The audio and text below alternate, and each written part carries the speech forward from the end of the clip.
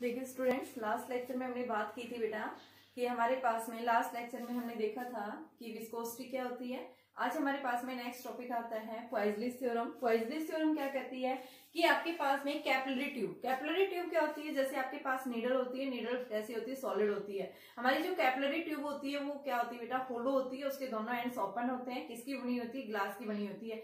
Same size होता है उसी की तरह। अगर हमने क्या किया, उस कैपिलरी ट्यूब के अंदर लिक्विड फ्लो किया, मान लो एक एंड से दूसरे एंड की तरफ जब लिक्विड क्या कर रहा है, फ्लो कर रहा है, तो हम क्या बताते हैं, rate of flow of liquid through a horizontally capillary tube. मान लो ये आपके पास में कैपिलरी ट्यूब रखी हुई है, हॉरिजॉन्टली प्लेस की हुई है। इसका वन एंड ये है, अदर एंड ये है। अगर हमने इसको हॉरिजॉन्टली प्लेस किया है तो इस ट्यूब के एक एंड से दूसरे एंड की तरफ क्या कर रहा है, जब लिक्विड फ्लो कर रहा है तो rate of flow of liquid, rate of flow का मतलब कि volume of the liquid flow through the tube पर सेकेंड। तो ये आपके पास में v बाई टी, v का मतलब क्या है वॉल्यूम और t का मतलब क्या है टाइम, कि पर सेकंड के अंदर इस ट्यूब के थ्रू जो है वॉल्यूम क्या कर रहा है, फ्लो कर रहा है। तो वो डिपेंड करता है किसके ऊपर, कोएफिशिएंट ऑफ विस्कोसिटी के ऊपर। सेकंड डिपेंड करता है प्रेशर ग्रेडियंट के ऊपर एंड थर्ड डिपेंड करता है कोएफिशिएंट ऑफ विस्कोसिटी के ऊपर। अगर हम तीनों इक्वेशंस को क्या करते हैं, कंबाइन करते हैं, कंबाइन करने के बाद में हमारे पास जो इक्वेशंस बनेगी वो क्या बनेगी,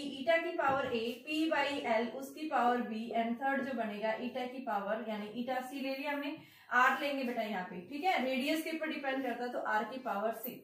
हमारे पास ये इक्वेशंस बनती है। अब मुझे क्या करना है, यहाँ से जो फॉर्मूला आएगा वो फॉर्मूला हमारा किसका फॉर्मूला होगा, क्वाइजलिस इक्वेशंस का। हमें क्या निकालनी है, इस क्वाइजलिस इक्वेशन। ये थ्योरम नहीं होती, क्या होती है, ये इक्वेशंस है। तो हमें इसकी इक्वेशंस निकालनी है और इस इक्वेशंस को हम कैसे निकालेंगे, किससे निकालेंगे, किससे प्रूव करेंगे। तो इसको निकालने के लिए हम डायमेंशनल एनालिसिस का यूज करेंगे। डायमेंशनल एनालिसिस के अंदर हमने यही देखा था, अगर आपके पास में क्या दिया हुआ है कि कोई भी फिजिकल क्वांटिटी इन फैक्टर्स के ऊपर डिपेंड करती है, तो उस फिजिकल क्वांटिटी के लिए हम क्या निकाल सकते हैं बेटा, डायमेंशनल फॉर्मूला ड्राइव कर सकते हैं। तो सिमिलर आपके पास में बताया गया है कि इस ट्यूब, एक हॉरिजॉन्टल ट्यूब रखी हुई है, इस ट्यूब से जब लिक्विड फ्लो कर रहा है तो आपके पास में rate of flow of liquid जो आएगा वो किसके ऊपर डिपेंड कर रहा है, ठीक है। तो यहाँ से जब हम इसको खोलते हैं तो ये हमारे पास में क्या आएगा, ईटा की power a p by L, यहाँ कॉन्स्टेंट आएगा बेटा, इसकी पावर b एंड r की पावर c। तो यहाँ से आप क्या लिखेंगे, क्यों क्या है, लिक्विड और rate of flow of liquid, इसको मैं v बाई टी लिख सकती हूँ। तो k ईटा की power a p by l इसकी पावर b एंड r की पावर c। तो v क्या लिखेंगे, डायमेंशनल फॉर्मूला लिखो, taking dimensional formula on both side, dimensional formula on both sides. v get, v क्या है वॉल्यूम, तो l cube t minus 1, k constant है, कांस्टेंट का हम कभी कोई डायमेंशनल फॉर्मूला नहीं लेते हैं, हम किसका लेंगे, ईटा का। ईटा का हमने कल निकाला था m1 l minus 1 t minus 1 इसकी पावर a।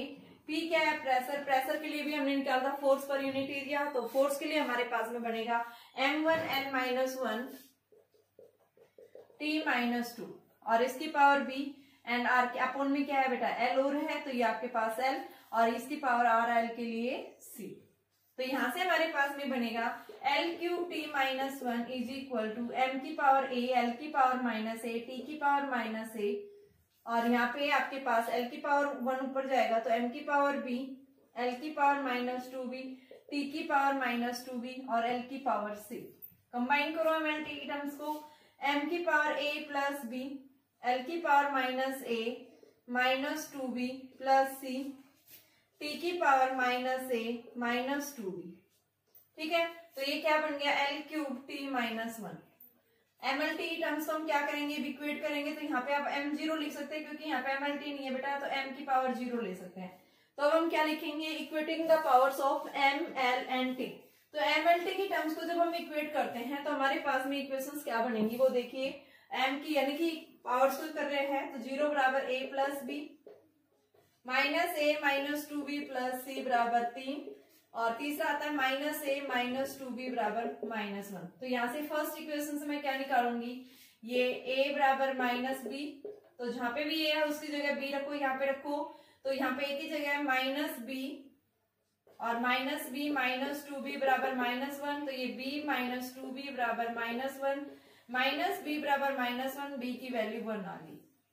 तो a की वैल्यू क्या हो जाएगी, a is equal to minus b था तो a की वैल्यू माइनस 1। अब c की वैल्यू निकालो यहाँ से, माइनस a की वैल्यू माइनस 1 -2 इंटू 1 प्लस सी बराबर 3।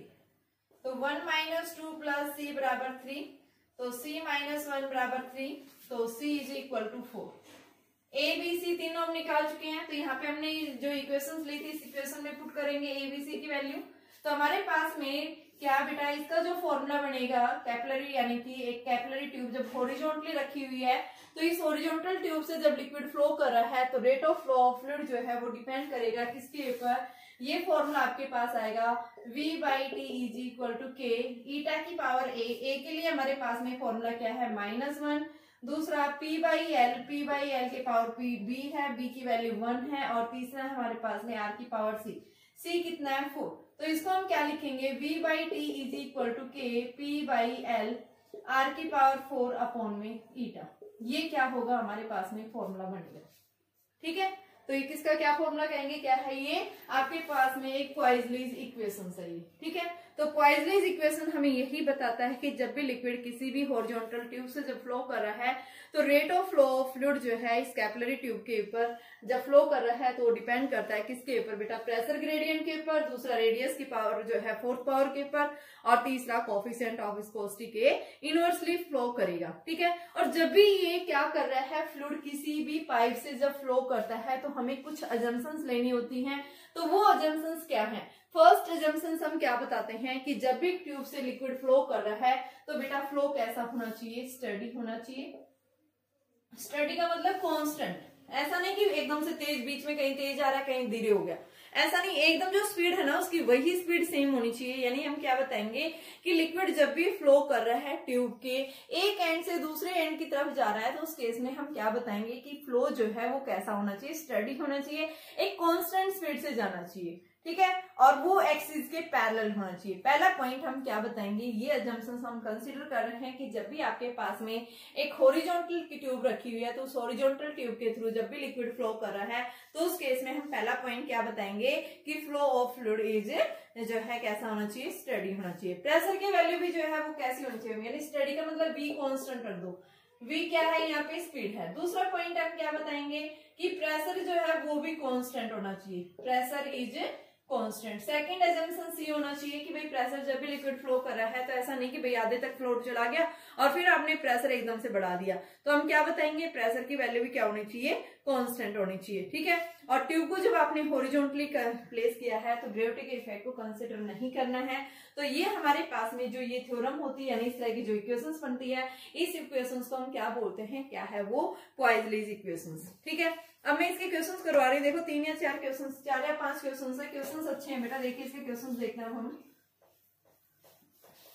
न्यूमेरिकल्स, क्योंकि क्वेश्चंस जो है आपके जो टॉपिक है, कॉन्सेप्ट जो है न्यूमेरिकल से ही कॉन्सेप्ट हमारे क्लियर होते हैं, तो जितने ज्यादा न्यूमेरिकल्स करोगे आपके लिए उतना ही बेटर है। तो देखिए मेरे पास में क्वेश्चन क्या दिया हुआ है, ध्यान से देखना। क्वेश्चन है हमारे पास में, क्वेश्चन नंबर मैं आपको दे रही हूँ 36 देख लो, या क्वेश्चन नंबर आप ये 35 देख लो पहले। क्वेश्चन नंबर 34 हो जाएगा क्योंकि प्रेशर है, प्रेशर नहीं दिया हुआ, इसमें एच रोजी सारी दे रखी है, तो ये क्वेश्चन हो जाएगा आपके पास में। इन क्वेश्चन नंबर 35 करवा रही, देखो एक पेशेंट को क्या किया गया है, ट्रांसफ्यूजन किया गया है ब्लड। ठीक है, बोतल जो है वो इस तरह से हेल्ड की गई है कि जो ब्लड का जो लेवल है उस बोतल में 1.3 मीटर अबोव नीडल। ठीक है, कि 1.3 मीटर जो है वो क्या है, एक नीडल है, which has an internal diameter, यानी उसका जो पाइप है उस पाइप का जो डायमीटर है 0.366 है नीडल का।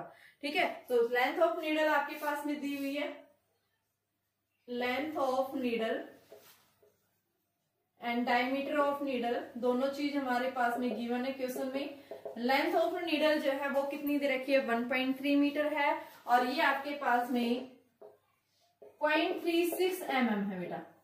डायमीटर आपके पास में नीडल का कितना है, 0.36 mm है, and is 3 centimetre in length, और इस नीडल की जो लेंथ है वो 3 सेंटीमीटर है।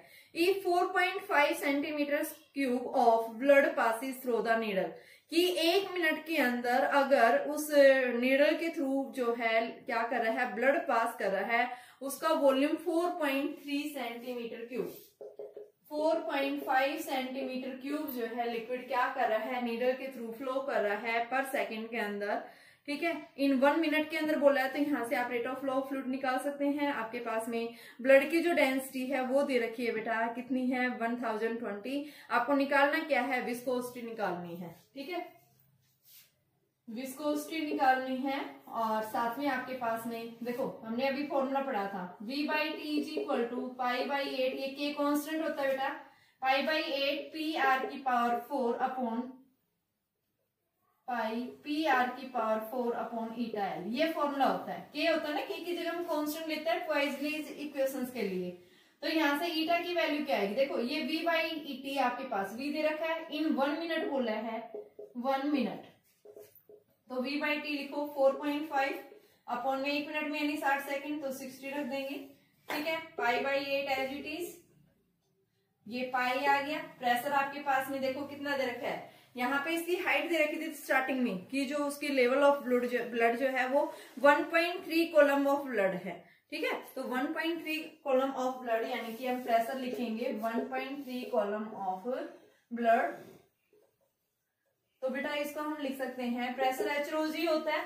आपके पास में ब्लड की डेंसिटी दे रखी है, कितनी दे रखी है 1000। ये आपके पास में इसकी डेंसिटी ऑफ ब्लड जो है वो आपके पास में वैल्यू गिवन है, तो इस वैल्यू को हम पुट कर देंगे।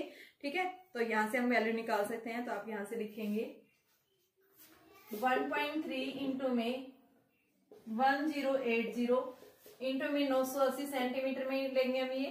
ठीक है, तो ये हमारे पास वैल्यू आ गई। तो यहाँ से आप रखेंगे इसकी 1.3 इंटू 1080 इंटू 980 इंटू रेडियस यहाँ से निकालो, 2 से डिवाइड कर दो, 0.36 अपॉन में 2 इंटू 10⁻³ और इसको मिलीमीटर से सेंटीमीटर में भी तो चेंज करना है ना, तो इसको मिलीमीटर से जब भी हम सेंटीमीटर में चेंज करते हैं तो हम क्या करते हैं, इसको 10 से गुना कर देते हैं, डिवाइड कर देते हैं, क्योंकि रिवर्स चलते हैं। तो इंटू में 1/10 और ये आपके पास में रेडियस आ गई है, इसकी पावर 4 है, अपॉन में ईटा हमें निकालना है और लेंथ ऑफ द ट्यूब दे रखी है आपके पास में मिरर की 1.3। तो यहाँ से आपके पास क्या आ जाएगा, ईटा निकाल लेंगे बेटा, ईटा ही पूछा था, यहाँ से हम इसको सोल्व कर लेंगे क्वाइज में आपके, क्योंकि सेंटीमीटर में वैल्यू आ रही है, यानी कि आपके पास सीजीएस सिस्टम में है। और कल हमने देखा था सीजीएस सिस्टम में विस्कोसिटी की जो यूनिट आती है वो क्या होती है, क्वाइज। तो यहाँ से हमारे पास ईटा हम निकाल लेंगे। ठीक है, देखो हम नेक्स्ट क्वेश्चन,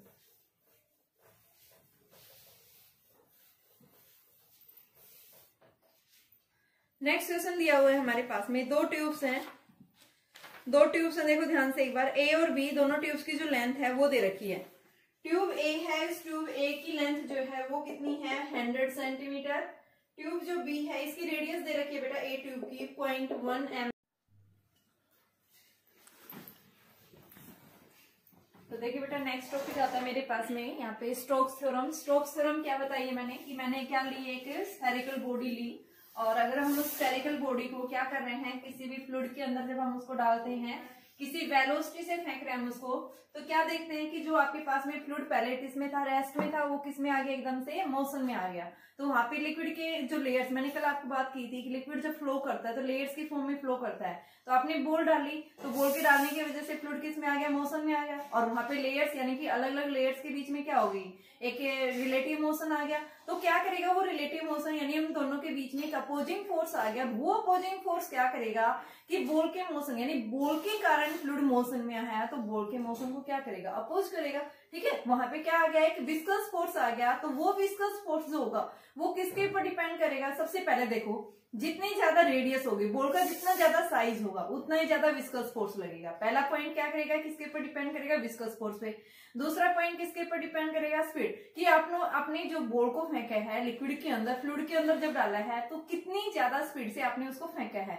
तो सेकंड जो है, जितनी ज्यादा आपके पास में स्फेरिकल बॉडी की स्पीड होगी उतना ही ज्यादा क्या होगा, वहां पे विस्कस फोर्स होगा। तो यहाँ पे हम क्या बता रहे हैं कि भाई आपके पास में कोई भी एक कंटेनर है, मान लो मैंने क्या लिया, ये कंटेनर लिया, इस कंटेनर में मैंने फ्लूइड फिल कर रखा है और मैंने इसके अंदर क्या डाली, एक स्फेरिकल बॉडी डाली v वेलोसिटी से। तो ये एक स्फेरिकल बॉडी आ गई, इसने लिक्विड को डिस्प्लेस किया यहाँ से।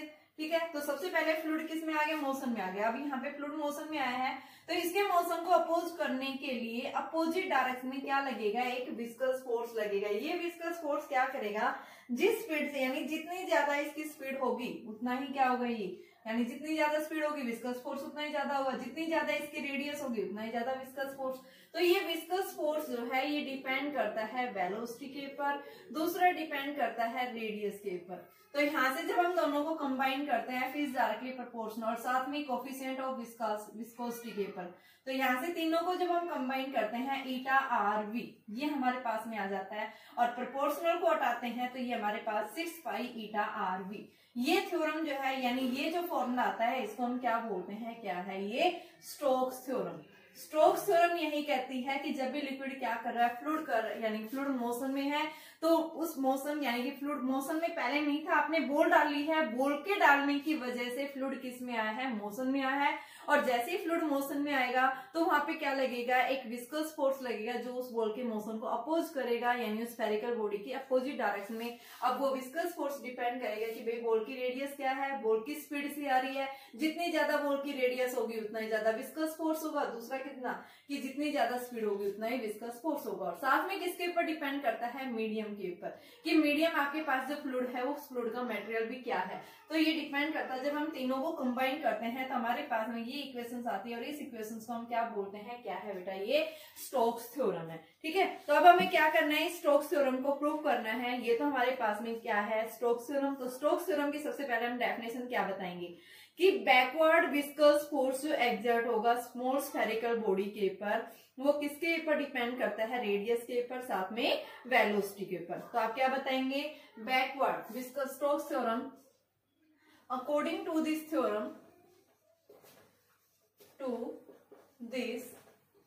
theorem, a backward dragging force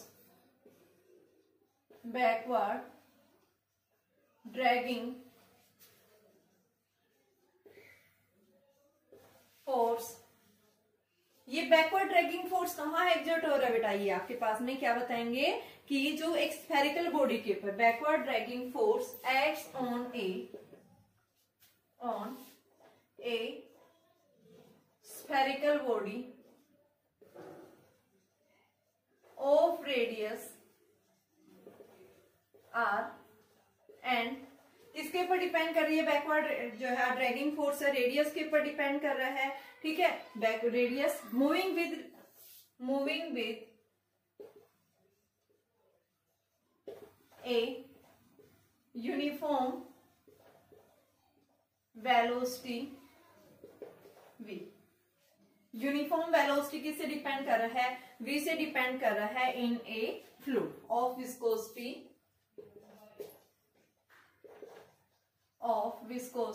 ईटा। ठीक है, तो F जो आएगा वो क्या आएगा, 6 पाई ईटा आर वी। इस थ्योरम को हम क्या बोलते हैं, स्टोक्स थ्योरम। देखो स्टोक्स थ्योरम यानी क्या कह रहा है, ये आपके पास जैसे बॉल आके गिरी है इस मीडियम के अंदर, तो यहाँ पे फ्लूइड किस में आ गया बेटा, मोशन में आ गया। तो मोशन में यानी कि जो फोर्स लग रहा है, यानी जितना ज्यादा मोशन में विस्कस फोर्स उतना ही ज्यादा होगा।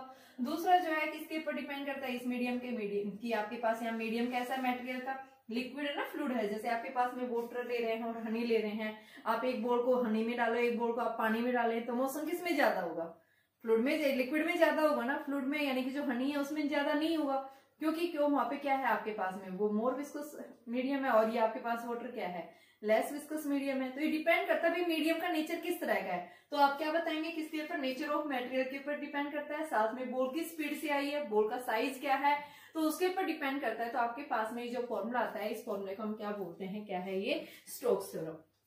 तो स्टोक्स थ्योरम क्या कहती है कि जो ड्रैगिंग फोर्स एक्सर्ट होगा उसमें स्मॉल स्फेरिकल बॉडी के ऊपर, वो डिपेंड करता है कोफिशिएंट ऑफ विस्कोसिटी के ऊपर, साथ में रेडियस है बॉल की कितनी है, और तीसरा जो है वेलोसिटी, किस वेलोसिटी से उसको फेंका है। अब हमें इसका प्रूफ देखना है, तो प्रूफ देखने के लिए मैंने क्या बताया था, जैसे क्वाइजलिस थ्योरम का हमने प्रूफ देखा था, किसको यूज करके देखा था बेटा, हमने डायमेंशनल एनालिसिस का यूज किया था। सिमिलर हम इसका भी प्रूफ देखेंगे, तो क्या बताएंगे, बाय प्रूफ किसका क्या होगा, तो किसको यूज करेंगे, proof by using the dimensional analysis, using dimensional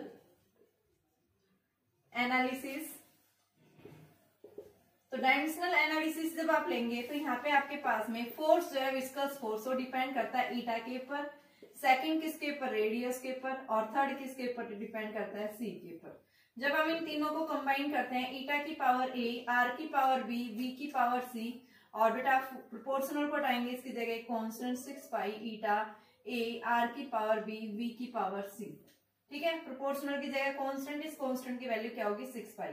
अब हमें क्या करना है, इसका फॉर्मूला निकालना है। तो यहाँ पे आप कैसे निकालेंगे, सबसे पहले एफ के लिए dimensional formula m1 L1 t minus 2, 6 पाई कांस्टेंट है, ईटा की value m1 L minus 1 t minus 1 इसकी power a, radius LB and velocity L1 t minus 1 इसकी पावर c।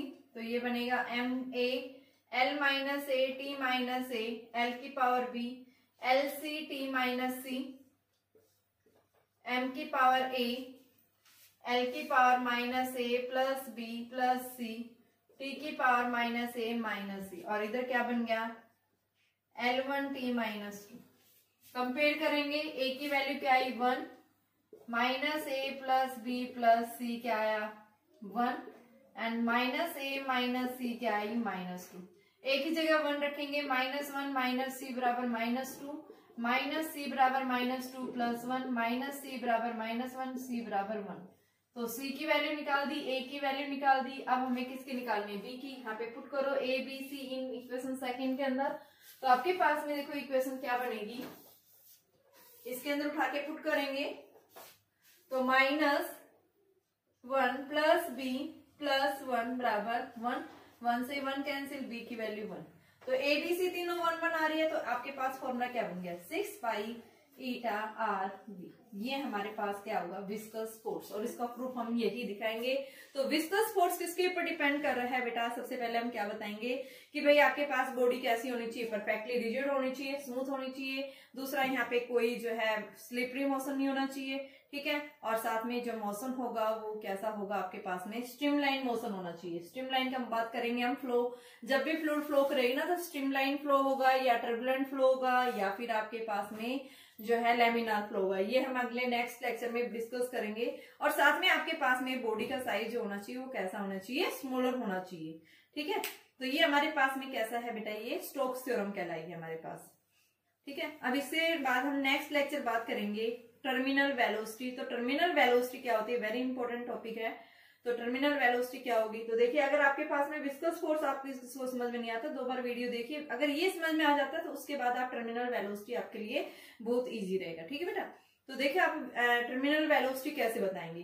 टर्मिनल वेलोसिटी का मतलब यही सेम, मैं इसी कॉन्सेप्ट को उठाऊंगी कि मैंने क्या लिया, एक बॉल लिया और उस बॉल को मैंने कहाँ डाला, फ्लूइड के अंदर डाला, ठीक है। तो वहां पे फ्लूइड बॉल के डालते क्या आ गया, मोशन में आ गया। तो सबसे पहले बॉल जब पानी के अंदर गई है तो उसने लिक्विड को डिस्प्लेस किया, जितना लिक्विड वहां से डिस्प्लेस हुआ है उतना ही उस डिस्प्लेस लिक्विड ने बॉल के ऊपर अपोजिट डायरेक्शन में क्या डाला है, क्या थ्रस्ट डाला, ठीक है। और साथ में फ्लूइड किस में आ गया, बॉल के डालने की वजह से मोशन में आया, तो वहां पे क्या एग्जर्ट हो गया, एक विस्कस फोर्स भी आ गया। तो यहाँ पे हम क्या बताएंगे कि आपके पास ये सिस्टम के ऊपर वेरियस, भाई जितनी ज्यादा स्पीड से बॉल जाएगी विस्कस फोर्स उतना ही ज्यादा बढ़ेगा। एक स्टेज ऐसी आएगी कि जितना उस सिस्टम के ऊपर जितना फोर्स वर्टिकली एग्जर्ट हो रहा है उतना ही फोर्स कहाँ एग्जर्ट होगा, डाउनवर्ड डायरेक्शन में। तो दोनों फोर्सेस जैसे इक्वल हो जाते हैं तो हम उस फोर्स को यानी उस कांस्टेंट वेलोसिटी को क्या बोल देते हैं, टर्मिनल वेलोसिटी। जैसे आपसे क्वेश्चन पूछ सकता है, भाई 2 रेन ड्रॉप्स आके फॉल कर रही है, मान लो आसमान से बारिश हो रही है, एक का रेन ड्रॉप का साइज क्या है, बहुत बड़ा है, एक का क्या है, छोटा है। बताओ कौन सी जो है यानी कि रेन ड्रॉप फर्स्ट फॉल करेगी सरफेस के ऊपर, ठीक है। तो इसके लिए देखो टर्मिनल वेलोसिटी के कॉन्सेप्ट से हम उस कॉन्सेप्ट को सोल्व कर सकते हैं। टर्मिनल वेलोसिटी, मैंने क्या लिया, ये कंटेनर लिया और इस कंटेनर में मैंने क्या लिया, लिक्विड फिल कर लिया, ठीक है। कैसा है ये, लिक्विड है ये। और यहां से मैंने इसके अंदर क्या डाली, एक बॉल ली। इस लिक्विड की डेंसिटी बेटा हमने क्या ले रखी है, रोल ले रखी है। और जो बॉल डाली है उसको v वेलोसिटी से हमने डाला है, कितनी स्पीड से आ रही है, v वेलोसिटी से। इसकी डेंसिटी हमने सिग्मा ली, ठीक है। अब ये क्या करेगा, सबसे पहले जैसे बॉल आई है v वेलोसिटी से, तो क्या होगा यहाँ पे, जितनी ज्यादा स्पीड से आएगी इसके अंदर क्या होगा, फ्लूइड के अंदर उतना ही ज्यादा विस्कस फोर्स होगा। पहला पॉइंट तो ये बताएंगे। दूसरा, अब ये बॉल नीचे आई, इसने लिक्विड को डिस्प्लेस किया, तो क्या होगा कि लिक्विड जितना डिस्प्लेस हुआ है उसकी जगह इसने अपना वेट एक्सर्ट किया mg। जितना वेट लिक्विड डिस्प्लेस हुआ है उतना ही डिस्प्लेस लिक्विड क्या करेगा, इस बॉल के ऊपर अपोजिट डायरेक्शन में क्या डालेगा, एक अपथ्रस्ट डालेगा, ठीक है। ये क्या है, अपथ्रस्ट T जो है। तो यहाँ पे बताएंगे वह जैसे ही एक बॉडी क्या करती है, अपने फ्लूइड के अंदर जैसे ही डाला है, मान लो एक स्फेरिकल बॉडी ली, उसकी रेडियस r है और उसको आपने एक विस्कस मीडियम के अंदर जैसे ही डाला है, उस विस्कस मीडियम की जो डेंसिटी है वो हमने रो ले रखी है और कोफिशिएंट ऑफ विस्कोसिटी क्या है उसकी ईटा है। अब बॉडी जिसको हमने फेंका है उसकी डेंसिटी क्या है बेटा, सिग्मा है। जैसे ही बॉडी फोल्ड करती है तो इसके ऊपर वेरियस फोर्स एक्सर्ट होते हैं। सबसे पहले क्या लेंगे, let us A spherical body is falling with a velocity v